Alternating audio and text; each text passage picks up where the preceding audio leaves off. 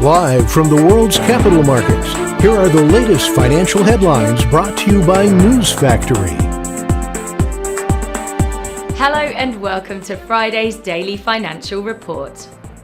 Get ready for a packed economic calendar this week, with a range of data releases expected to capture market attention.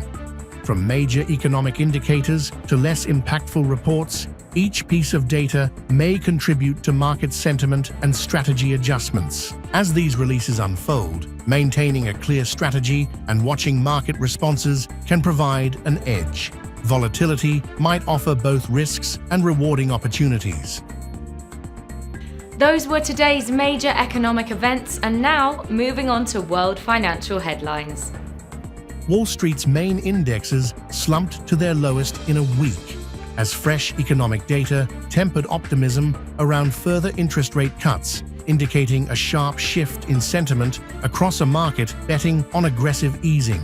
A consortium of 9 European banks, including heavyweights ING and UniCredit, said they are forming a new company to launch a euro-denominated stablecoin, a move they hope will help counter US digital market dominance. The dollar gained against peers, including the euro and yen, on news that the US economy grew faster than previously thought in the second quarter, which would likely restrain the future interest rate cuts by the Federal Reserve.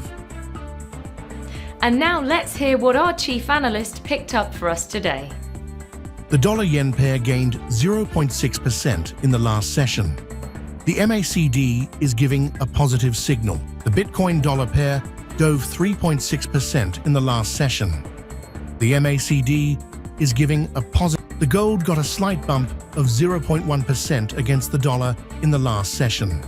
According to the stochastic RSI, we are in an overbought market. The last session saw the oil gain 0.8% against the dollar.